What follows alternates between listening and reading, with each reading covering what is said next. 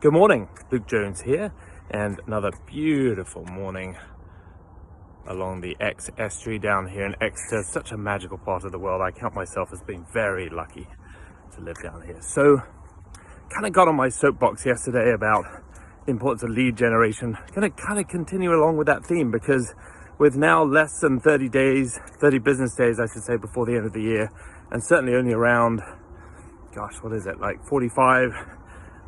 50 days maybe till the end of the year.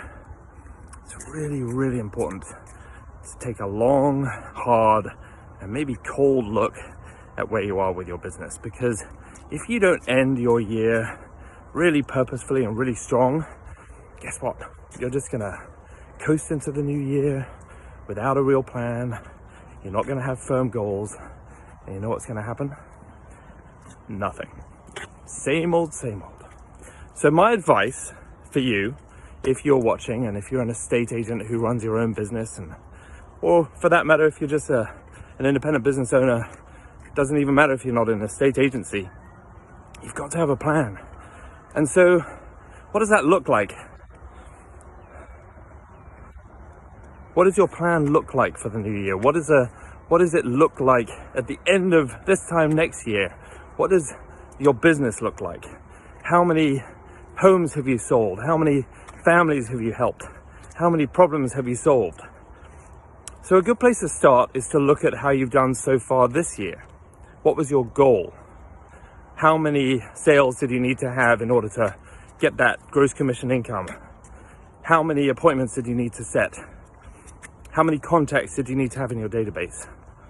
See, when you chunk it down into the very simple 3 or 4 fundamental models, which is you've got to have a plan, right? A really simple plan, not a complicated plan, just a very simple plan that is based around, if I know I need to do a certain amount of deal flow, a certain amount of transactions, a certain amount of completions, or a certain amount of closings, how many listings do I need to take? How many listings do I need to have? What's my conversion ratio? And if I need to have a certain amount of listings, how many appointments do I need to go on in order to determine how many listings I take, right? And then you can go one step further. How many conversations do I need to have in order to figure out that plus or minus I go on, I have 15, 20 conversations for every appointment. This is going to help you figure out what you need to do on a daily basis to help you achieve your goals. The second thing is you need to understand that this is a lead generation business. I talked about this yesterday on my post. Kind of went on a bit of a rant, but I think it's fair enough that a lot of people out there simply don't understand that your business is to lead generate.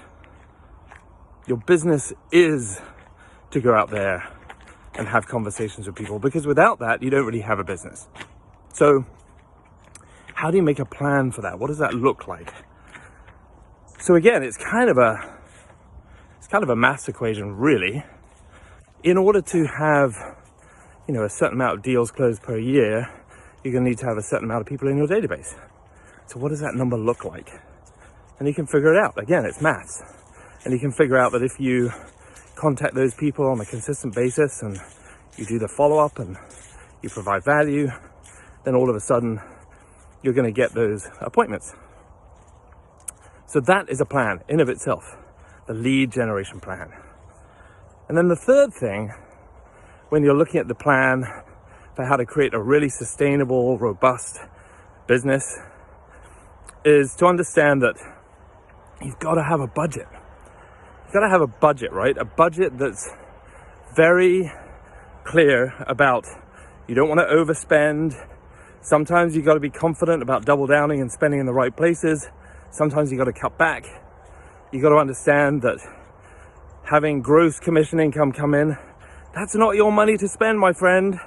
You got to ring fence a certain amount of that for, your broker, your office, and then you got to set aside money for your taxes and all the good stuff like that. So what does that look like? And again, you can plan for this. There's a model for this. So don't be haphazard about it and just, so many agents, money comes in, woohoo, and they spend it. That's crazy. So you got to have a budget. And then the fourth thing, you got to have the big plan, right?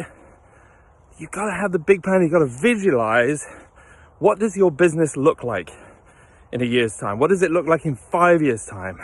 What's your exit strategy? What does it look like in 10 years' time? Who do you need inside of your business to make it a really strong business that you can work on and not necessarily in?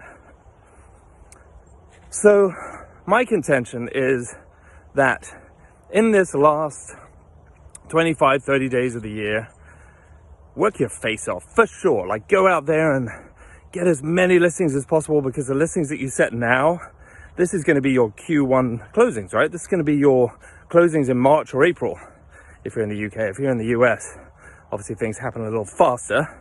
Average closing in the US is probably more like 21 days. Average closing here